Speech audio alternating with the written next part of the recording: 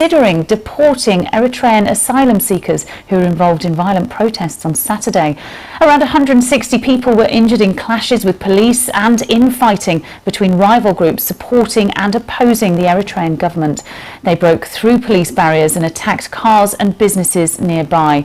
Israeli police used live gunfire, tear gas and stun grenades to try to push them back.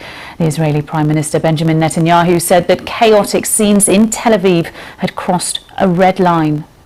The massive illegal infiltration into Israel from Africa posed a real threat to Israel's future as a Jewish and democratic state. We stopped this threat by building the fence. There remains the problem of those who had already entered before the completion of the fence. These are tens of thousands of illegal infiltrators who entered Israel. Our Middle East correspondent Yolanda now told me more about how the protests unfolded.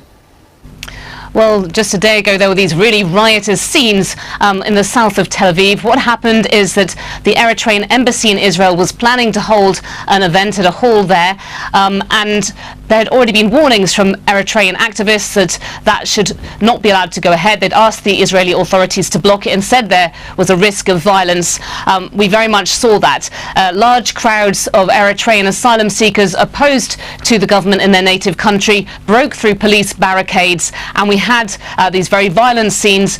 The police looked like they had been caught somewhat off guard by the scale of the crowds that were there, and they used live gunfire, these stun grenades, tear gas, all different measures to try to push back the protesters. But then what we also saw, they were trying to divide groups of protesters from each other, because within the Eritrean community there is this deep division between those who are for and against the government back in Eritrea, and they were wearing opposing colours, red and blue, and were fighting each other on the streets with rocks, with large pieces of metal in some cases, and there was lots of vandalism.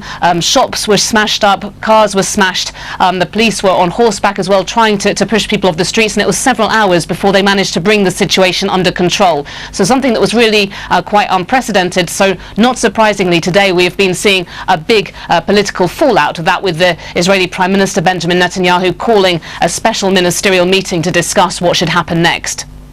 And looking at what could happen next, of course, Israel's hardline government considering tough measures, including the deportation of Eritrean asylum seekers. Could there be further clashes, or does that hardline approach seem to have worked? Has these clashes de-escalated? Has tensions de-escalated?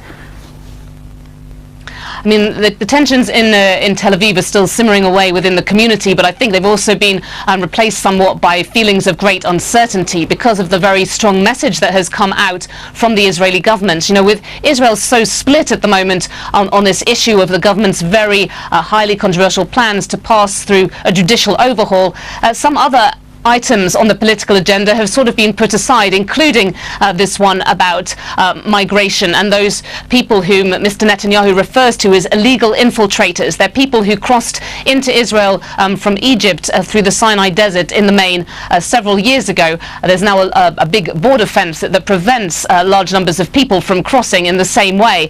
And really, there are members of the far right, the cabinet ministers, who have long wanted to tackle this issue of about 30,000 sub-Saharan Africans who remain in Israel. About 20,000 of them come from Eritrea. The figures aren't exactly clear. Now, Mr. Netanyahu is saying he wants to see the immediate deportation of those who were involved in the latest violence.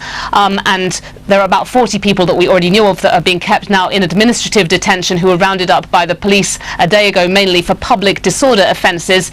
But he's asked ministers who at his meeting earlier as well if they can come up with other plans to deport people en masse, and that is something that will be very worrying for asylum seekers and migrants here in Israel. Yolanda now speaking to me a little earlier on.